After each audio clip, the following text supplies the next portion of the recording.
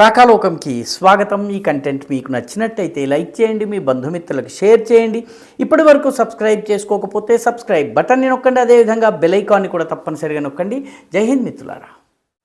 Bulldozer అనగానే యోగి ఆదిత్యనాథ్ గుర్తుకొస్తాడు. మాఫియాల పైన, మతోన్మాదుల పైన, అక్రమ కార్యకలాపాలు నిర్వహించే వాళ్ళపైన, డకాయిట్ల పైన, దొంగల పైన, కబ్జాదారుల పైన ఆయన బుల్డోజర్ అస్త్రం నడుస్తుంది. అది బ్రహ్మాస్త్రంలా పనిచేస్తుంది. దేశవ్యాప్తంగా యోగి బాబా అనగానే బుల్డోజర్ గుర్తుకొస్తుంది. కానీ మరొక్క రాష్ట్రంలో బుల్డోజర్ యాక్షన్ జరుగుతోంది. చాలా సైలెంట్గా, శబ్దం లేకుండా, చాలా పకడ్బందీగా, కానీ చాలా ప్రభావవంతంగా, చాలా ఎఫెక్టివ్గా. ఈ బుల్డోజర్ యాక్షన్ నడుస్తున్నటువంటి రాష్ట్రం మహారాష్ట్ర. మహారాష్ట్ర ముఖ్యమంత్రి దేవేంద్ర ఫడ్నవీస్ బుల్డోజర్ యాక్షన్ ద్వారా బంగ్లాదేశీ చొరబాటుదారులు కానీ, మతోన్మాదులు కానీ, ముంబైలో మాఫియాలుగా, స్మగ్లర్లుగా, ఉగ్రవాద సంస్థలతో లింకులు ఉన్నటువంటి వాళ్ళ ముఠాలుగా ఉన్నటువంటి వాళ్ళందరినీ కూడాను గుర్తించి ఏరి పారేసి ఆ ఏరియాల్ని క్లియర్ చేసే పనిని చేపట్టారు. చాలా సైలెంట్గా జరుగుతుంది. పత్రికలకు ఎక్కకుండా, హడావిడి కాకుండా ఈ బుల్డోజర్ యాక్షన్ జరుగుతుంది. బృహన్ ముంబై మున్సిపల్ కార్పొరేషన్లో రెండు ప్రధానమైనటువంటి రోడ్లు ఉన్నాయి. ఒకటి దక్షిణ ముంబై ప్రాంతంలో, ఒకటి మీరా రోడ్, రెండవది మహమ్మద్ అలీ రోడ్. దీనిలో మొత్తము దుకాణాలన్నీ కూడాను ప్రభుత్వ భూముల్ని కబ్జా చేసుకుని కట్టుకున్నవే. అక్కడ ఉన్నటువంటి ఎంక్రోచ్మెంట్లు, ఇళ్ళు కానీ, మసీదులు కానీ, దర్గాలు కానీ, మద్రసాలు కానీ, ఇవన్నీ కూడాను ఎంక్రోచ్మెంట్లకు సంబంధించినవి. ఫుట్పాత్లను కూడా, పేవ్మెంట్లను కూడా కబ్జా చేసుకుని మొత్తము పోలీసులు కానీ, లేకపోతే ర్యాపిడ్ రెస్పాన్స్ టీమ్స్ కానీ ప్రవేశించడానికి వీల్లేనంత ఇరుకుగా రోడ్లని మార్చేశారు.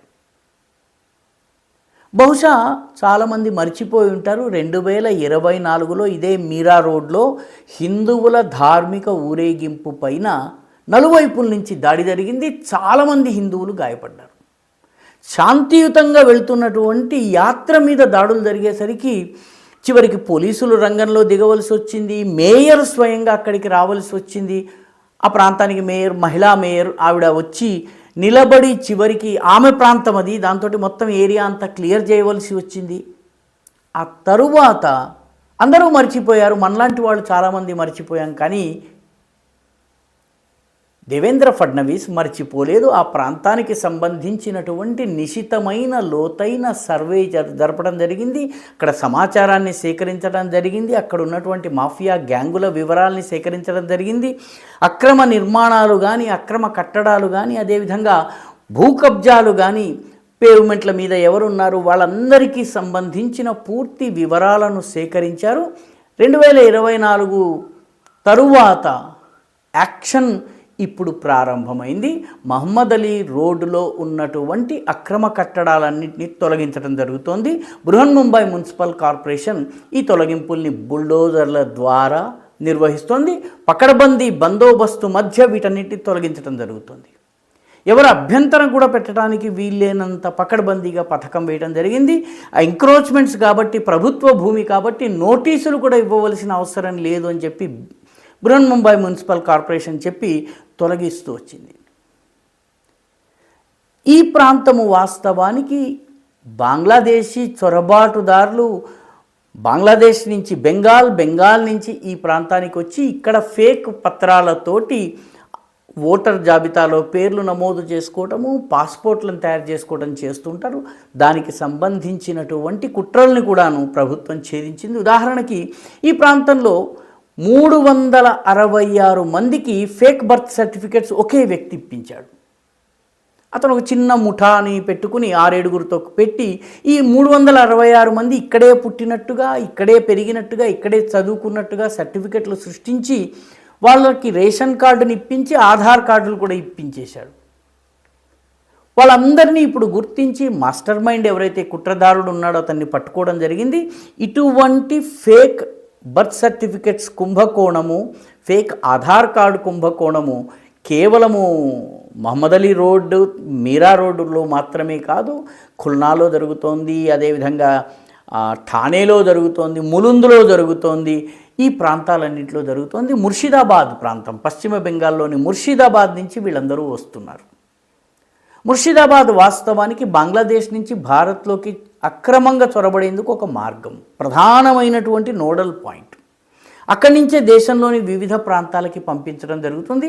అక్కడి నుంచి మొదట అటు ఉత్తరాన మాల్దా వైపు కానీ, కూచ్ బిహార్ వైపు కానీ, దక్షిణాన 24 పరగణ దినాజ్పూర్ వైపు కానీ వెళ్తారు. ఆ తర్వాత అక్కడి నుంచి వాళ్ళని నెమ్మదిగా ముంబైకి ఎవరు వెళ్ళాలి, తెలంగాణకి ఎవరు వెళ్ళాలి, జమ్మూకి ఎవరు వెళ్ళాలి, ఇదంతా కూడాను యూపీకి ఎవరు వెళ్ళాలి, ఏ ప్రాంతాలకు వెళ్ళాలి, అక్కడ ఎవరిని కాంటాక్ట్ చేయాలి, ఈ మొత్తం నెట్వర్క్ ముర్షిదాబాద్లో నడుస్తుంది. దీనికి స్థానిక రాజకీయ నాయకుల మద్దతు కూడా ఉంది. ఎందుకంటే బెంగాల్ రాజకీయాల్లో ఇది ఒక పెద్ద ఓటు బ్యాంకు. మిగతా ప్రాంతాల్లో కూడాను జనాభా యొక్క స్వరూప స్వభావాల్ని మార్చేందుకు కొన్ని కీలకమైనటువంటి పాయింట్లు, ఉదాహరణకి మనం చెప్పుకున్నటువంటి దక్షిణ ముంబై, అక్కడ డెమోగ్రఫీని మార్చేటటువంటి ప్రయత్నాలు జరుగుతున్నాయి. ఈ ప్రాంతంలో దాదాపు 1100 మంది ఫేక్ పాన్ అండ్ ఆధార్ కార్డుతో పనిచేస్తున్నారు. తమాషా ఏంటంటే ఇక్కడ గురుమాయి అనేటటువంటి ఒక ధార్మిక మత ప్రచారకురాలి ఇంటి మీద కూడా దాడి జరిగింది. ఆమెని జ్యోతిమాయి లేదా గురుమాయి, జ్యోతి గురుమాయి అని చెప్పి పిలుస్తూ ఉంటారు. చాలా పెద్ద భక్త సందోహం ఉన్నట్టుగా ఉంటుంది. ఆమెకు ఒక చిన్న ఆశ్రమం లాంటిది ఉంది. ఆమె దగ్గర దాదాపు 1100 నుంచి 1200 మంది నపుంసకులు ఉన్నారు. స్త్రీలింగము కాదు, పుంలింగము కాదు, ఆడ కాదు, మగ కాదు, అలాంటి వాళ్ళు ట్రాన్స్జెండర్స్ అక్కడ ఉన్నారు. ఇంతమంది ట్రాన్స్జెండర్స్ ఈ గురుమాయి దగ్గర ఎందుకు ఉన్నారు అని వెతికేటప్పటికీ ఆ గురుమాయి కూడాను ట్రాన్స్జెండర్. ఆ గురుమాయిని కొద్దిగా ప్రశ్నించేటప్పటికీ అసలు పేరు బయటకు వచ్చింది. అసలు పేరు బాబు అయాన్ ఖాన్. ఈ బాబు అయాన్ ఖాన్ బంగ్లాదేశ్లోని ముర్షిదాబాద్, బంగ్లాదేశ్ నుంచి మన బెంగాల్లోని ముర్షిదాబాద్కి వచ్చారు. ముర్షిదాబాద్ నుంచి ముంబైకి వచ్చారు.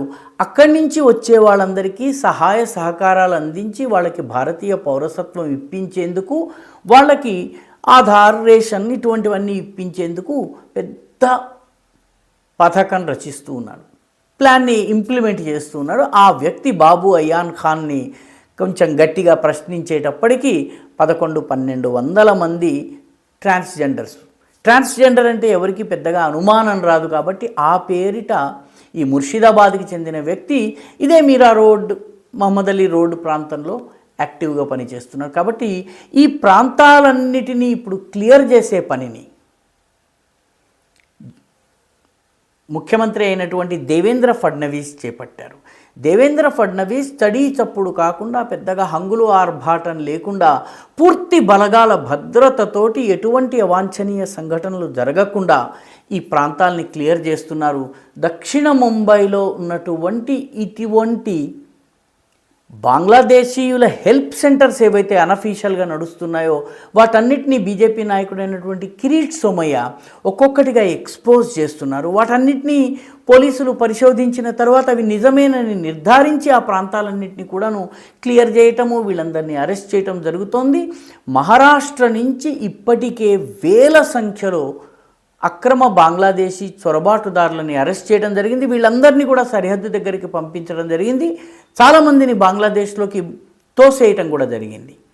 మొత్తం మీద హడావిడి ఆర్భాటం లేకుండా ఎలా పనిచేయాలి అన్నది దేవేంద్ర ఫడ్నవీస్ దగ్గర నుంచి నేర్చుకోవాలి. ఈ వీడియో మీకు నచ్చినట్టయితే లైక్ చేయండి, షేర్ చేయండి, ఈ ఛానల్కు సబ్స్క్రైబ్ చేయండి. మీ అభిప్రాయాన్ని కమెంట్ల రూపంలో తప్పనిసరిగా పంపించండి.